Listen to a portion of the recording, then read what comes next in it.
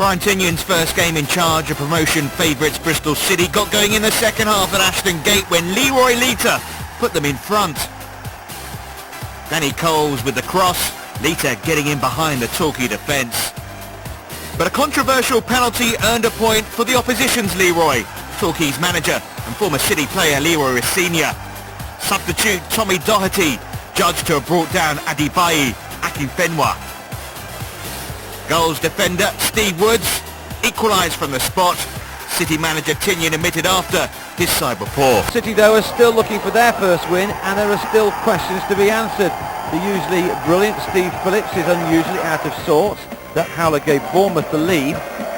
His opposite number then showed how it should be done as he spectacularly saved this effort from Bradley Orr. City levelled through Leroy Lita, who's already looking like one of the stars of League One, and his form will just increase the disbelief in his absence from even the bench in Cardiff. This was another fine finish, his third goal in 3 games. But City have lost Danny Wilson's solidity at the back. Matt Hill was guilty of ball watching as James Hayter scored late on. City themselves, though, are becoming famous for late strikes, and it was the unlikely figure of Jamie Smith who earned the points, even though his shot didn't have the strength of hotshot Hamish. There's still much work to do for Brian Tignon before the local derby with Swindon on Saturday. Brian Tignon, and he'll be thanking his lucky stars that he has Leroy Lita in his team. 70 minutes of stalemate was lifted by the City striker, who picked up the ball well inside his own half, twisted and turned, before getting himself into Wycombe's penalty box quicker than a gazelle on speed. It was encouraging to see young substitute Stephen Gillespie involved too. It was his pinpoint cross which was met by Lita for his 4th goal of the season. The striker suddenly has it all, with goals with both feet and 2 with his head this season. Wycombe could only manage long-range shots, another good sign for Tignon, whose defence has not been at its best recently. This effort was Wycombe's best of the game. Eye on Peterborough's number 16, Leon Constantine.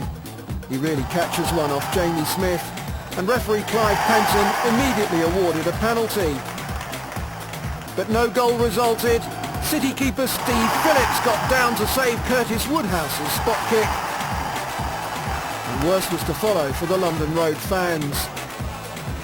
Leroy Lita's 5th goal of the season meant 6 points out of 6 for improving City, but it's now 4 without a win in League and Cup for Posh. Their biggest win since the opening day of last season, with a thorough demolition of Stockport, which was masterminded and executed by player boss Brian Tignon. Tignon opened the scoring after 11 minutes with a sweetly placed drive. Now once Christian Roberts had wriggled clear of defender John Hardiker, he unleashed a great strike to make it 2-0 and had an interesting way of celebrating. The county keeper James Spencer just couldn't get to Roberts' shot in time. The Robins' third left Spencer helpless again. Another long-range effort from Tignon was deflected in off Leroy Lita. Sammy McElroy's side now haven't won in 6 games. Paul Heffernan made it 4 with just over 10 minutes left as City recorded their 3rd win on the bounce. After a shaky start to the season, Tignon's team are now showing their class. It could have been more from Bristol City, but they ended up with 5, and the 5th was a special goal. Leroy Lita's firecracker means that he's now got 6 league goals. An excellent effort to round off an outstanding Bristol City victory, but these are concerning times for everyone at Stockport County.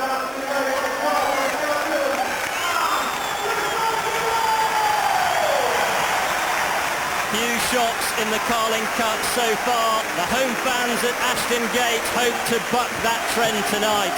4 years ago, Bristol Rovers knocked Everton out of the League Cup at this stage.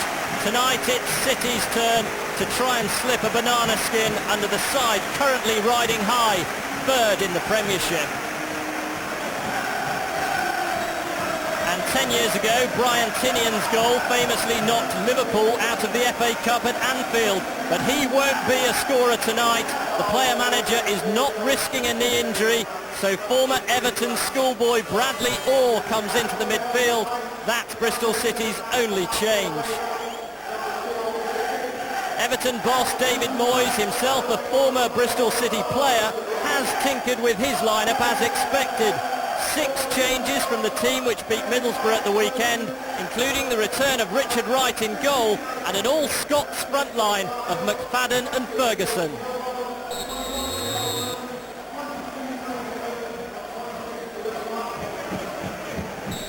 It's Bristol City then who get the action underway.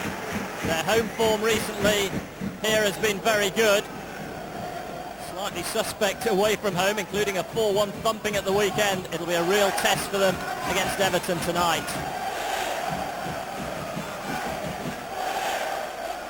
Brian Tinian, just a watching brief for him.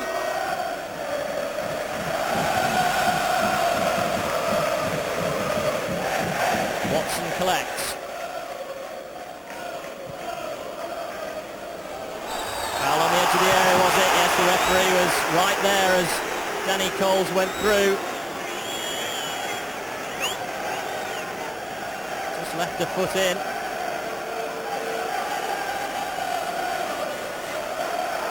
And this is a promising position for Everton. And Steve Phillips positions his defensive wall.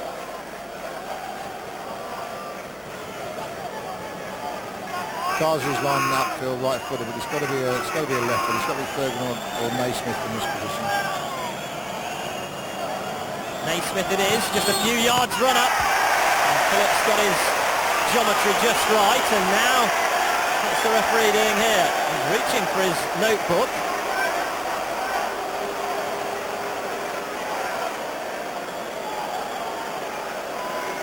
Whether he's going to book the taker. Probably saying he hasn't even permission to take it, Phil. It's ridiculous what the judgment is now. Would he give the free kick in the opposite direction or book the player and still allow him to take the kick again? It's another one of those decisions. He's booking the take. It's a strange one, but for whatever reason, 7 minutes on the clock, Gary Naismith has a yellow card, but may yet get a chance to redeem himself if they're going to be allowed to take the kick again, which it appears they are.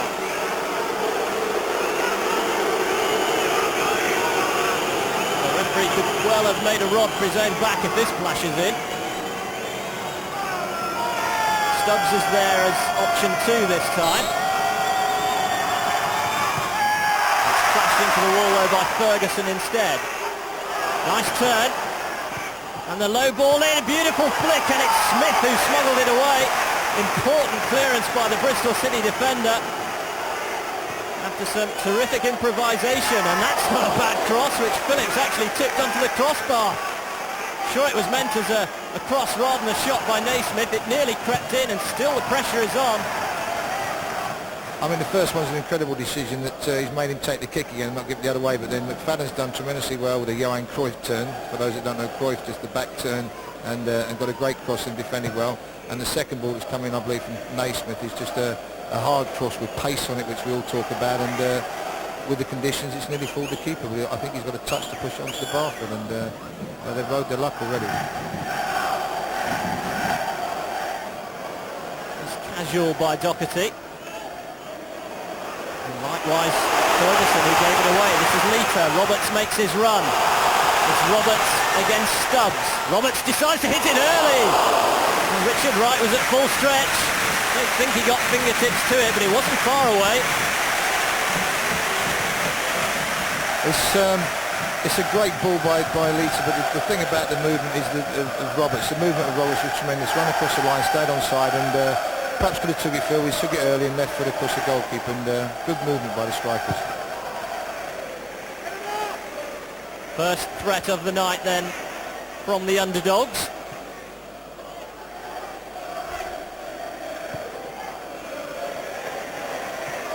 Mentioning their home record of late is impressive. Last 2 games here at Ashton Gate, Bristol City have scored 9 and conceded just 1.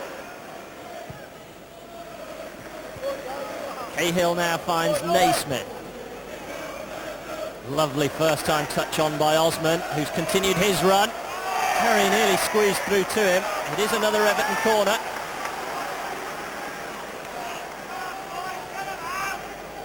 Yeah, he's good one-touch football, and a little boy McFadden, when he gets in around the goal, knows where he wants to be, and he's got quick feet and good movement, and he's nearly got in there, just a little bit unlucky.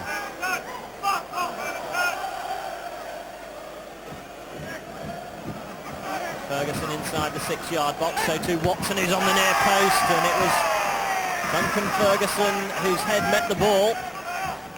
Didn't get the direction he was searching for.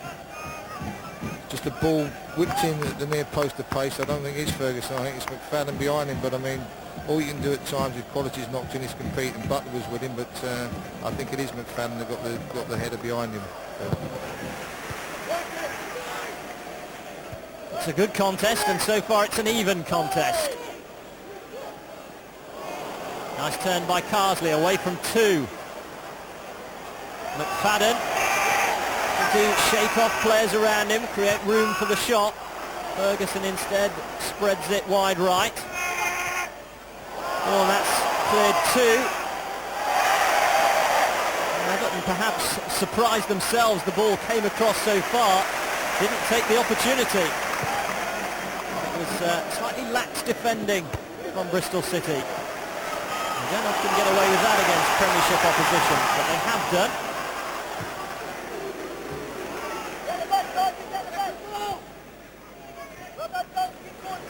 Osman once more. McFadden ahead of him. Watson making tracks to join in the attack. Penalty given. It came off Danny Cole's hand. Innocuous looking ball into the box, but it did strike Coles, and the referee on the spot pointed to the spot. So the ball played inside. We'll look at this for... I've got to say, I think it could be. I thought initially when I first see it that it's one of these decisions that referees make, but I've got to say that his hand wasn't down by his side and it didn't hit him. He's put his hand out. Whether he's meant to do that or not, I don't know, but when your hand's not by your side and you put it, then it's always the opportunity and the chances can happen. It's going to be Ferguson against Phillips, who incidentally saved his last spot kick a few weeks ago against Peterborough United.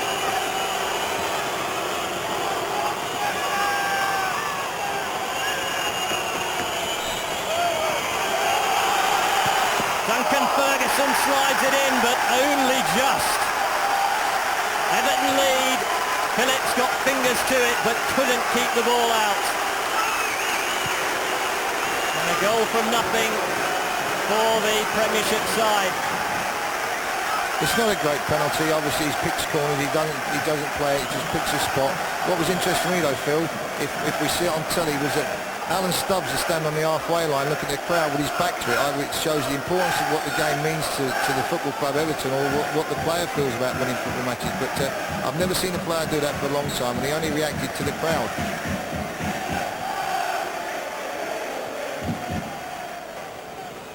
It's with Wiltshire now, far side.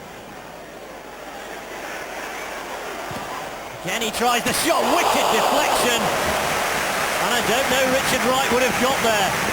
It clipped the top of the crossbar. It is a good effort. He's coming, he hasn't seen no options, so he's taken the last one available to him and shoot, and just shows you shouldn't say things about players that comes back to bite you. A coat of paint away.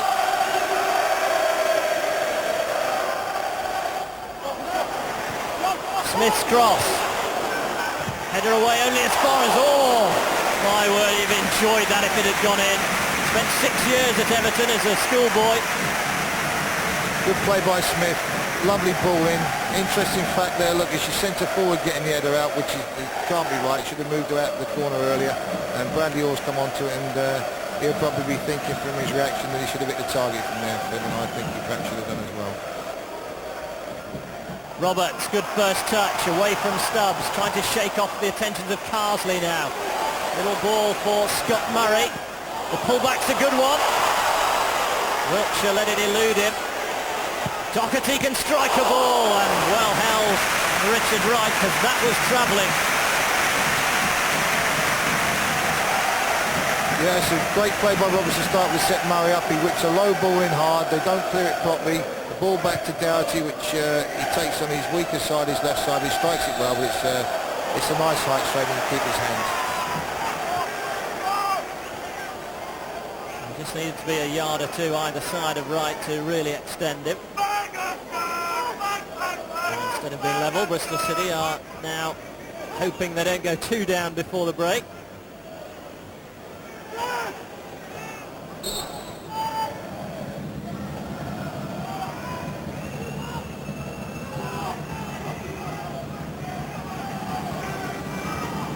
in by Naismith. They've got a man free, and it's as simple as that. I don't know how long he's been on the field, but Chadwick makes his mark instantly, and Bristol City's Achilles heel of defending set pieces strikes once more. That's all it is. It's not a great ball in. It's a ball whipped in on with his left foot into a hole, and who's ever marking him, Chadwick's got away from his marker, and it's a lovely little glancing header into the near post past the keeper. But obviously from Bristol City point of view, you said it's their Achilles heel. It's you would argue who's marking him, it's bad defending in a way. It's not that good a ball in field that they couldn't cope with. Good substitution by David Moyes though. And there's real daylight between the teams now, with half-time approaching.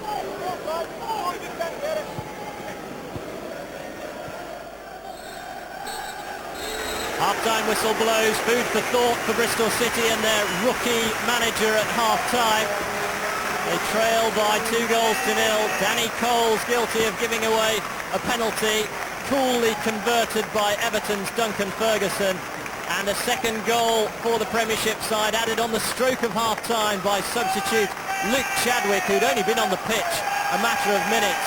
It's very much going according to the form book at half-time. Bristol City 0, Everton 2.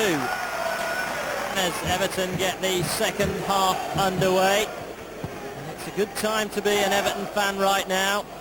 Merseyside is unbeaten since the opening day of the Premiership season and seemingly here on course for round 3 of the Carling Cup, unless Bristol City can stage a remarkable turnaround over the next 45 minutes.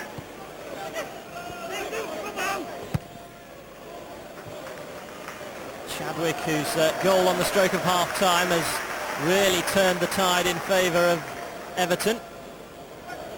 I'm sure it made his half-time team talk a little easier. You're coming front, that's it.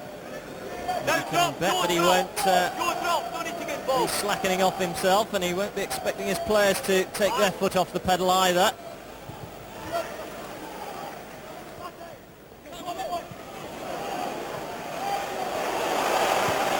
Coolly done in the end by Joseph Yobo.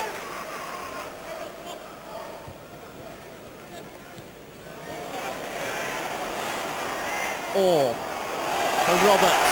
Lita holding his run this time to try and stay onside. That may yet break kindly.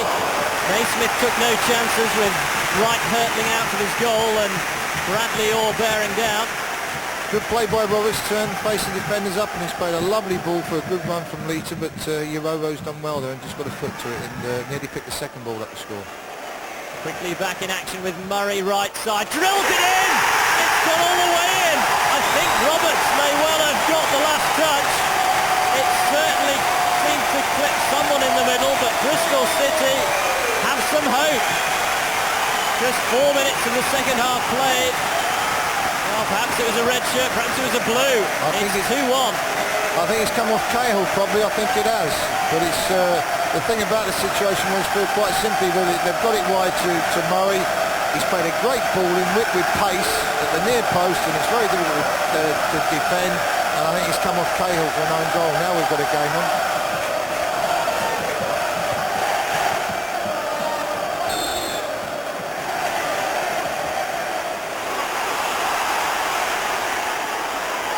Doherty. Roberts now. Forced wide, kept his balance well. 2 in a couple of minutes. No doubt about this one. Leroy Lita, the scorer. And Bristol City have blitzed Everton at the start of the second half.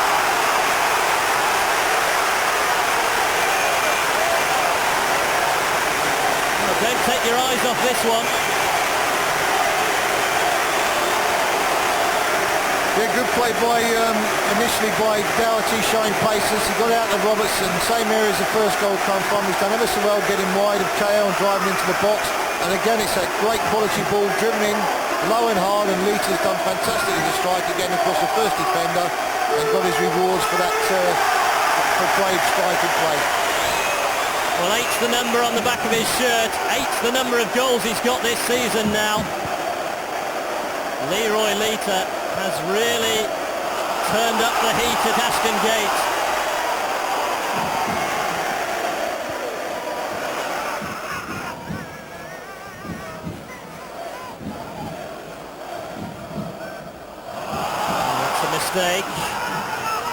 Chadwick in, but there's nobody following up in the middle, and it's allowed to just roll across the face of goal and away. Goal poacher's instinct from Chadwick. Very nearly his second. Was but a mad mistake with Coles. Just thinking how well Coles has played tonight. He played a similar ball in the first time and got away with it back to his keeper under pressure. This time he made the wrong decision and played it blind, and Chadwick's read the situation, got inside the goalkeeper, and very unlucky not to find the angle, but someone should have been particularly watching from fast high following that ball in for him. Ferguson is better on the deck than a lot of people give him credit for. Worked it for McFadden. First shot was blocked. Carsley following up. McFadden again. Just jumped into his opponent in his frustration in the end.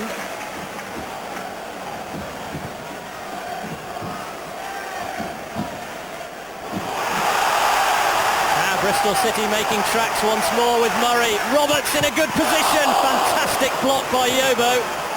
That could well have been heading for the corner of the net. Quick counter-attack, Roberts denied. Here's Lita. Defenders backing off. He's an exciting player. That was an exciting run and cross. Born in the Congo, very much at home at Ashton Gate now, Leroy Lita. And he's making life very uncomfortable for Everton.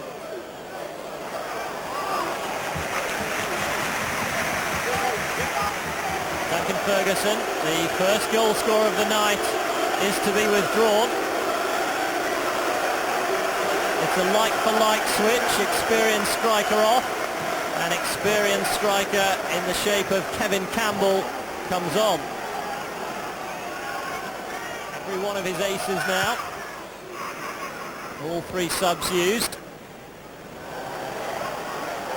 This is Chadwick. The follow-up by Campbell. That's a terrific save. Well, it was very nearly another magnificent substitution by David Moyes. Chadwick came on and scored within minutes. Incredible to think you can do that. He's played, Hill's come in and made a tremendous tackle, and it slid back to Campbell. I must say, I think he's seen the keeper off his line. He's tried a beautiful little place chip, and the keeper's done tremendous to get back and get a hand to it. But wonderful start with Campbell, and nearly twice for the manager. Bristol City still have some defending to do though from the corner.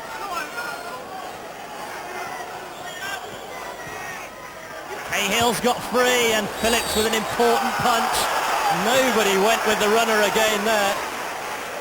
And as the ball came in, that looked extremely dangerous.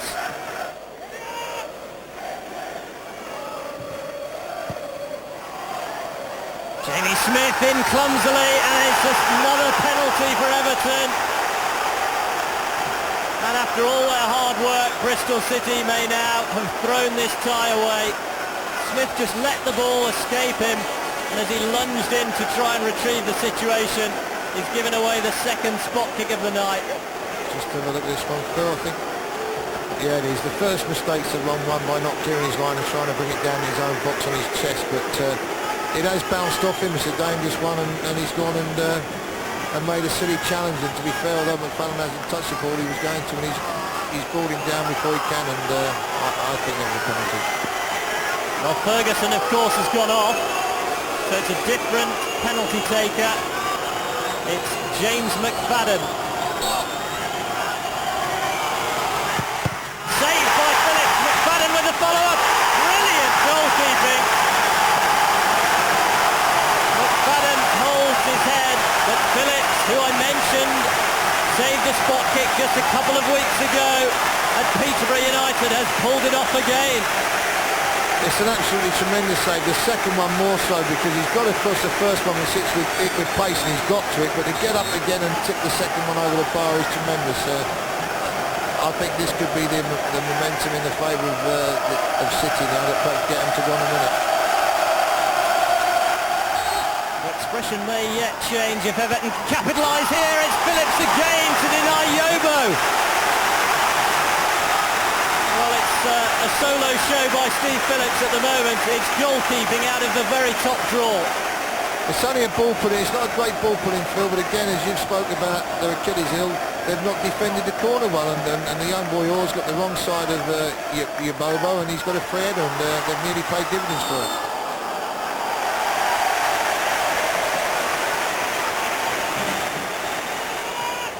We are now into stoppage time. Carsley, perhaps the last chance for Everton. It was deflected just wide. Didn't miss by much. It's come back to him inside here, and it's a great strike, and it does get a deflection off Cole's foot, but it almost looks like Phillips unbeatable, because he would have got across that, I think.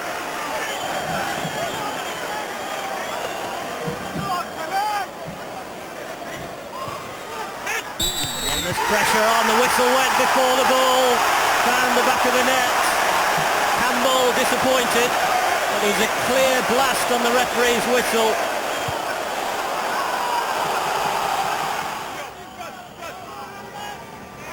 And you're jostling for position. As the corner is played into the danger area, and another fantastic stop by Steve Phillips, who is having one of those nights.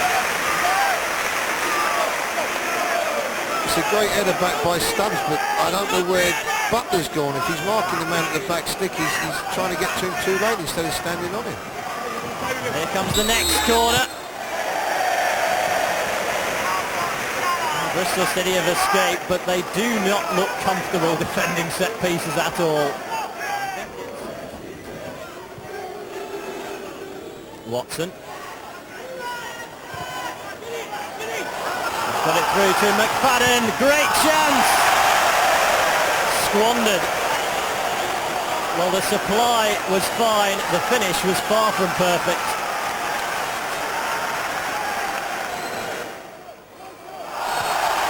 Shove in the back by Yobo on Heffernan. It's within range.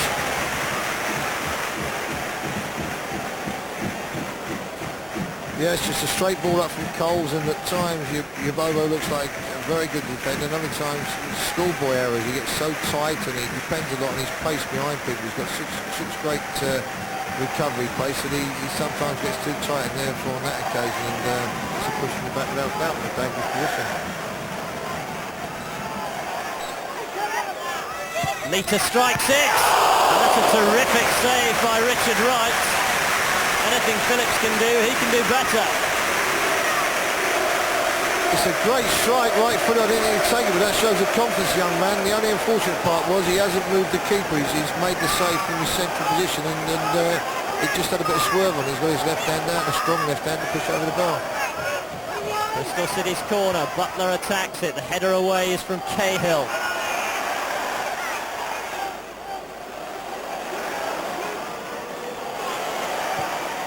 Doherty, wide to Murray. Scott Murray cutting in field as he does so well. Richard Wright solid at his near post.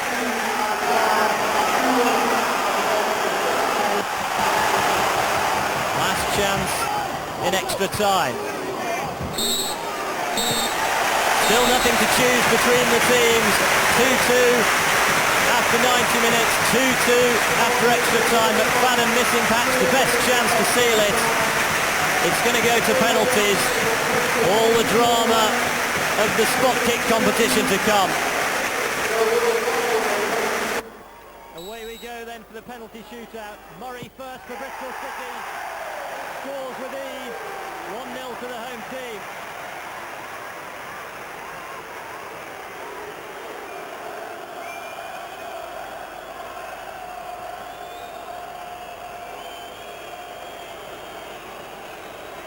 Steve Watson, plenty of experience. If Steve Phillips is having a fine night, then he makes the first important penalty save in the shootout. It's still 1-0 to Bristol City. Got a good hand low down to his right.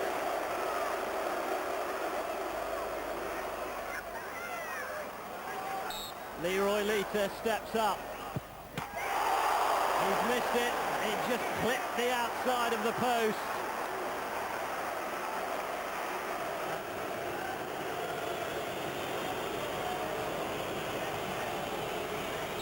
Tim Cahill for Everton. Careful how you celebrate. 1-1.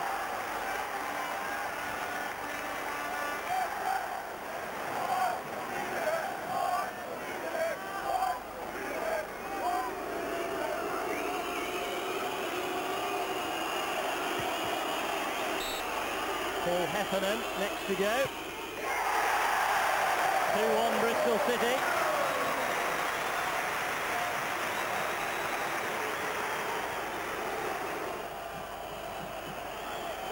Here comes the Everton captain, Alan Stubbs. It's 2-2.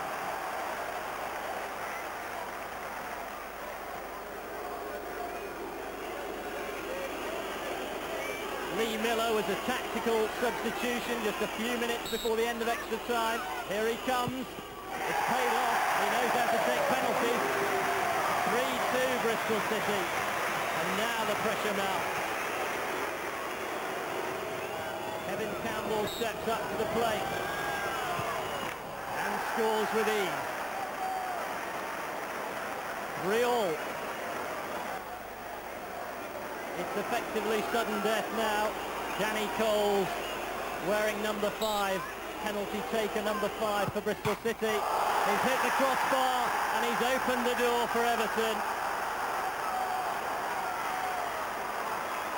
Ashton Gates gone silent. Too much height. And Lee Carsley has the chance to put Everton into round 3. Performed heroics all night. He needs another one now, Steve Phillips.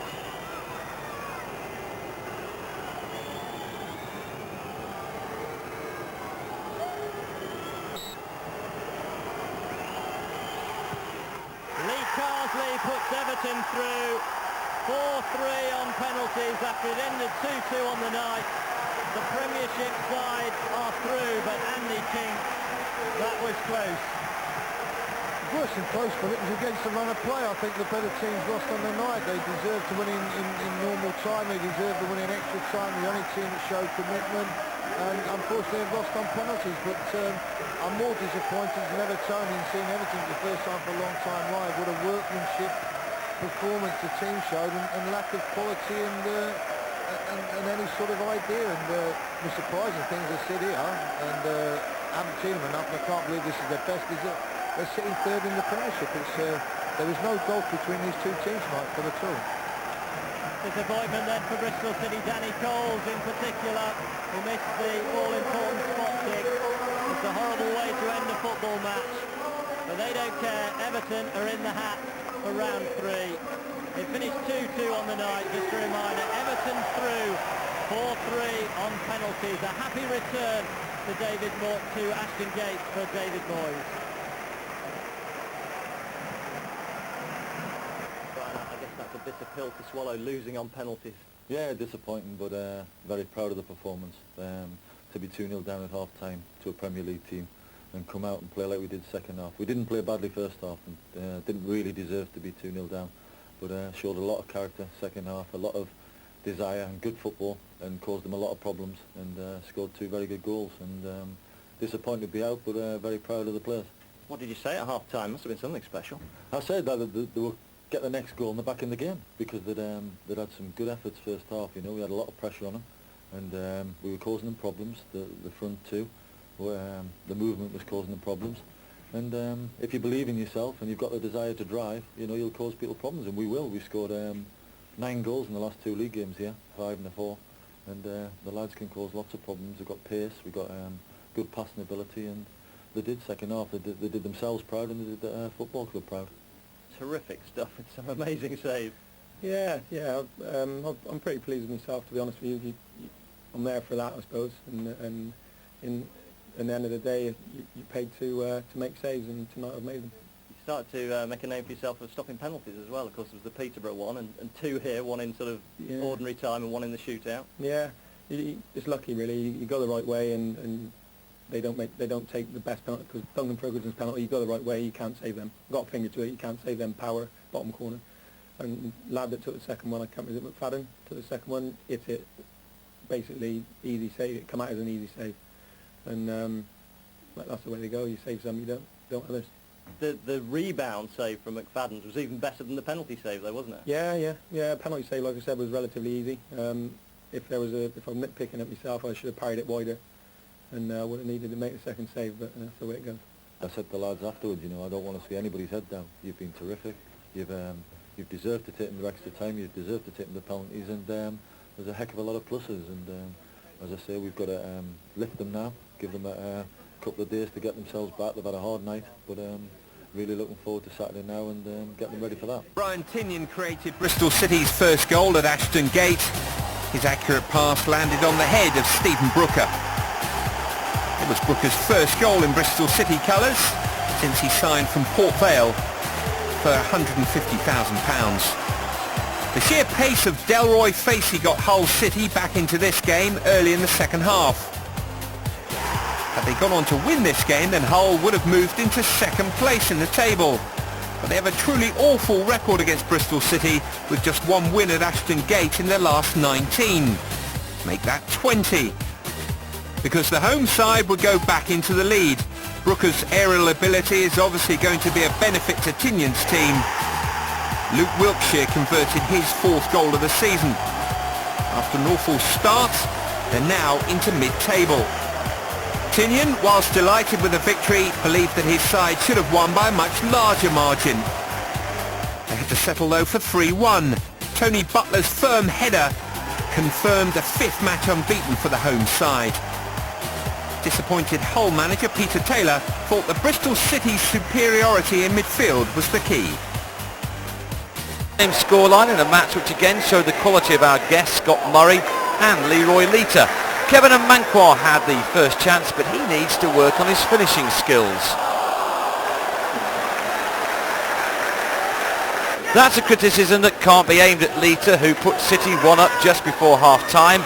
Stephen Gillespie beautifully teed up Murray, whose cross was perfect for Lita, who couldn't miss. Lita has had plenty of opportunity to work on goal celebrations this season. Here he pledged his allegiance to something or other. Into the second half, and City were awarded a penalty as once again Lita made a nuisance of himself. But these are tough times for Gillespie. He's a player with a lot of promise, but on this occasion he blasted his spot kick straight at the keeper. As it turned out, it didn't really matter, as City soon made it 2-0. Once again Murray beat the defence, and once again Lita was a beneficiary of his good work. This was goal number 13 of the season for the man who couldn't even get a place on the bench in last season's playoff final.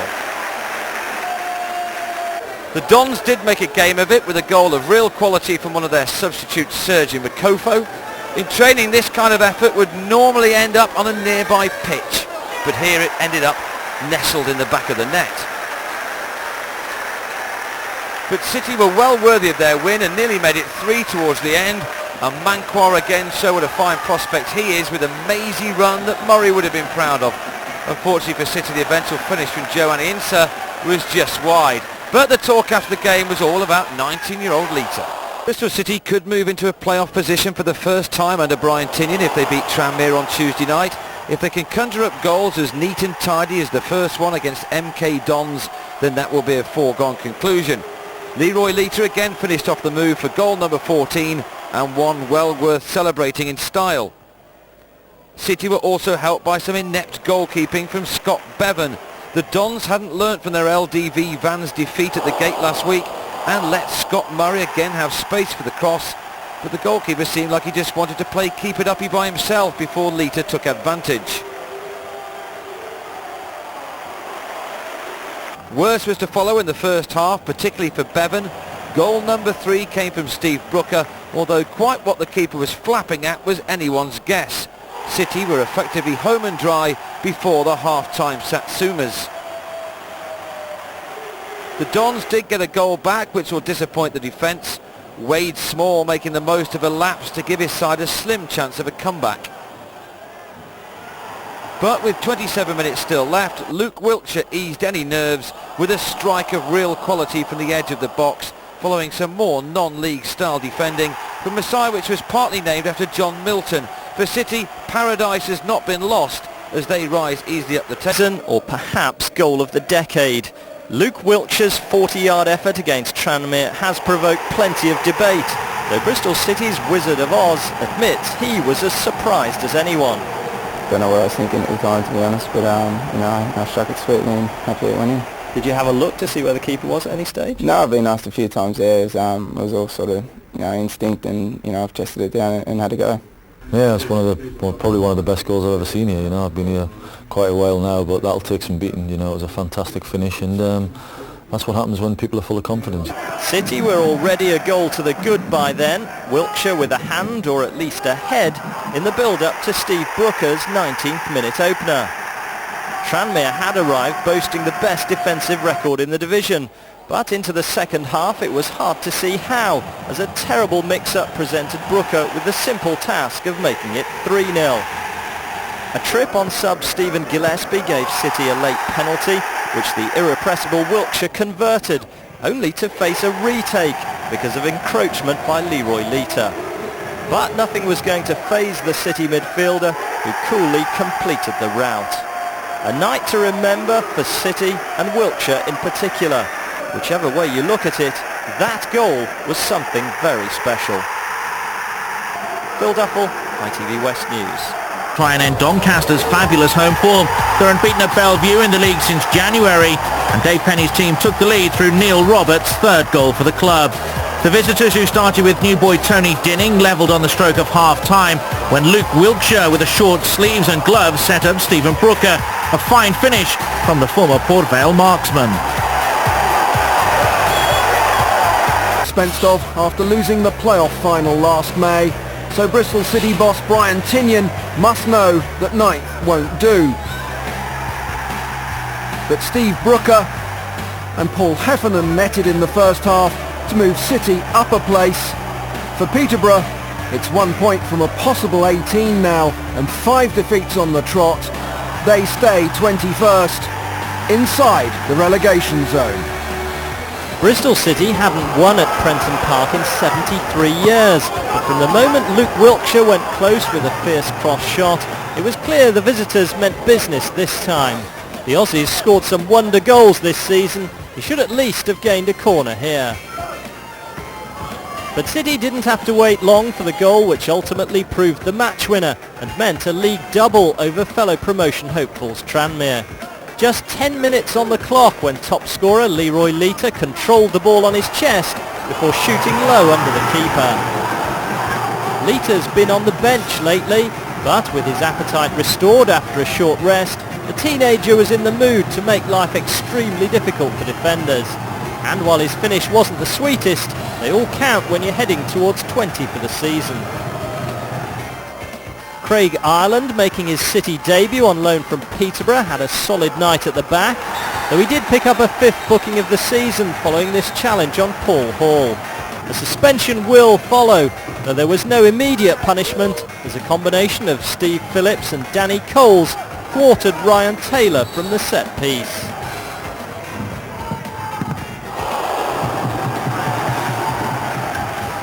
Goalkeeper Phillips back to his best and showing the kind of form which saw him included in the Division 2 Team of the Year last season.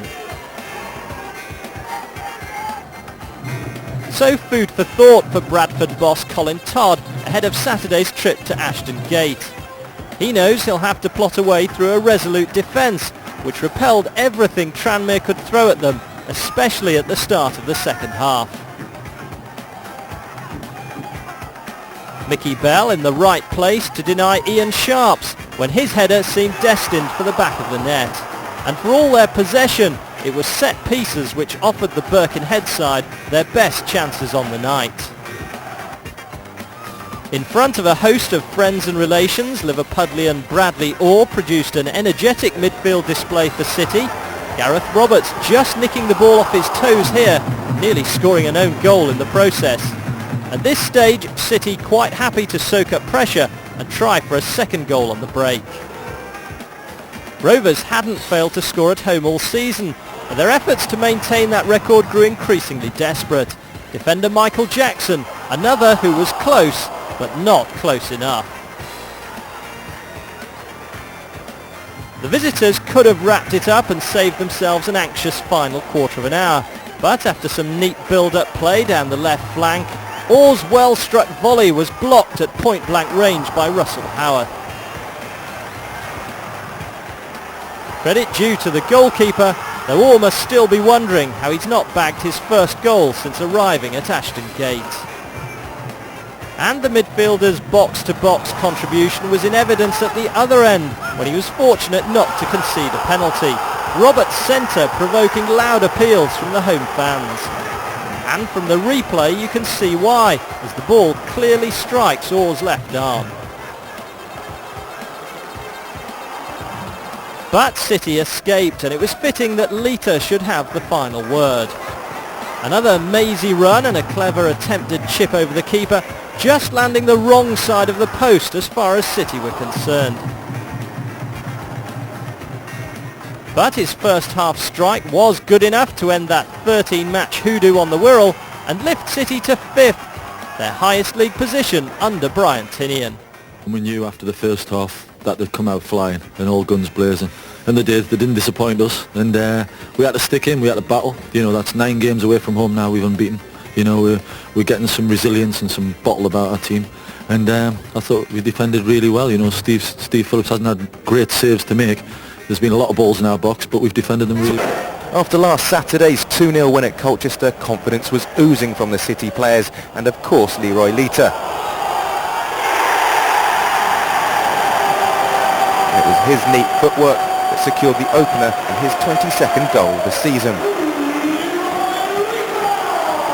He's forming quite a strike partnership with Steve Brooker, and the burly front man should have put City 2-0 up. However, it didn't take long for Lita to prove he's become hot property. City's second after only 23 minutes.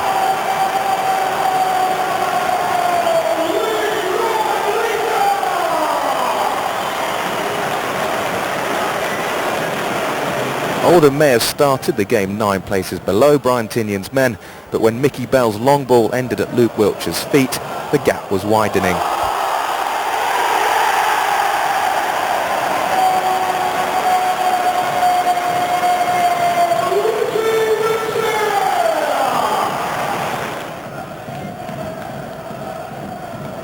After the break, City just carried on where they'd left off. Some good work from David Cotterill teed up Brooker to finally get his name on the score sheet.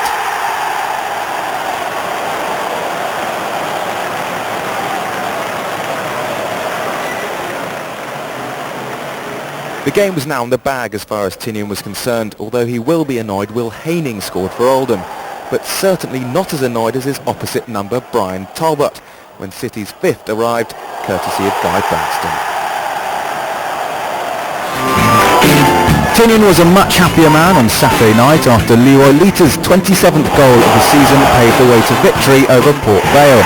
Another special goal from a player whose every move is being watched by a number of interested parties from higher up the league ladder. Though the gloss was later taken off Lita's afternoon when a leg injury forced him off the field. Keeper Steve Phillips made it a hat-trick of clean sheets as Port Vale attempted to mount a comeback. But the points were secured in the second half when sub Paul Heffernan turned in Scott Murray's right wing cross.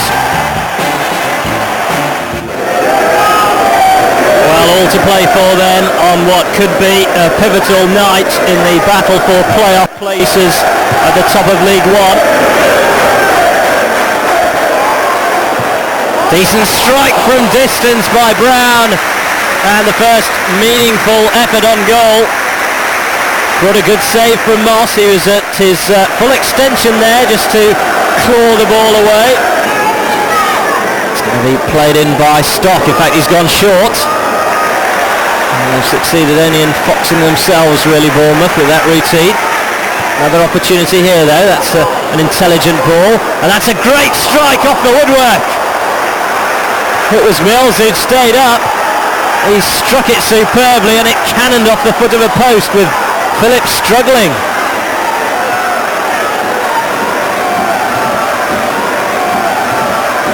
No, that really was a bolt from the blue. Stock with a strike, and that's a good save this time by Phillips. That could well have been arrowing towards the top corner.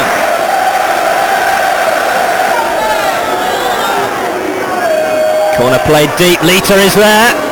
Looping header which the keeper had to touch over. Had the added insurance of a man on the goal line, but Neil Moss was taking no chances there. Leroy Lita's effort might have embarrassed him and just dropped in under the crossbar. And Lita's here again. So to Coles! Moss once more. Well, a busy night for both goalkeepers already. Double save by the Bournemouth man. As Bristol City now pile on the pressure. Back to Purchase. Deep cross. Looking for Fletcher. And Phillips just stuck a toe out and did well there. Elliott's follow-up well wide. Just for a moment there were two Bournemouth players eyeing up a shot at goal.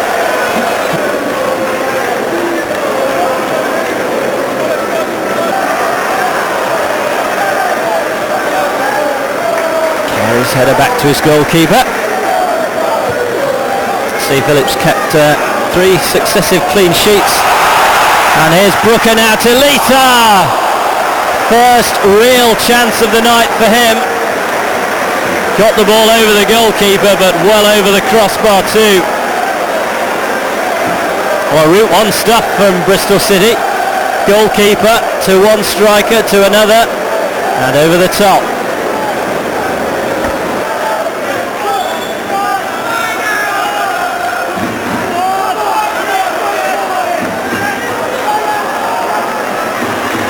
Touch on by Fletcher. This is O'Connor. Trying to work the opening. And he's worked the opening goal. Gareth O'Connor. He's just passed 200 appearances for Bournemouth, and he's celebrated here with his 13th goal of the season. A toe poke with the outside of the boot, and he just curled it around the outstretched arm of Steve Phillips, and Bournemouth have a vital lead. Doherty.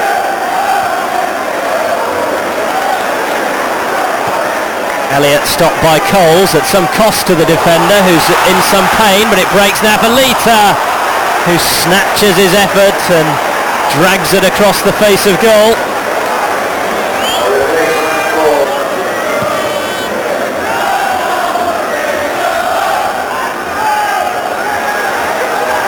Elliott took it at pace and hit the shot with pace too, and that's a fantastic stop by Phillips. Well, he's kept his side in the game there, the goalkeeper. That was arrowing towards the top corner. Brown's low cross, easily dealt with by the Bournemouth defence. Carey under pressure from Hayter, and the Bournemouth man's won it. And Spicer steaming into the centre, heads it inches wide. Oh, Bristol City are gambling now. The more players they throw forward, the more they leave themselves open to a counter-attack at the other end.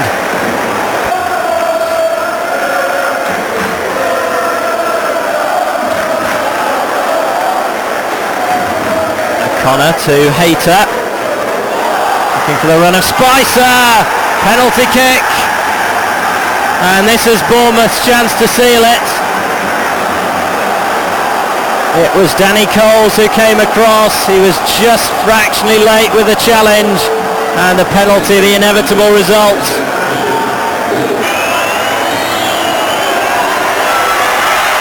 Comfortably dispatched. Bournemouth and O'Connor double their money.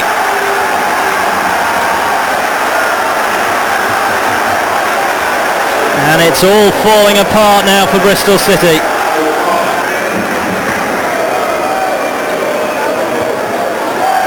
Cole's touch. Heffernan bundled off the ball. There's the final whistle. A vital win for Bournemouth, their 5th successive away victory.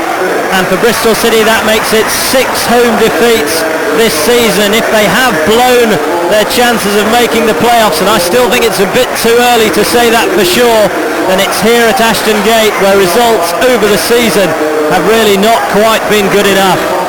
Well, it was disappointing. We didn't want to lose it, but unfortunately we have. So we have to look forward now. We've got 6 games left.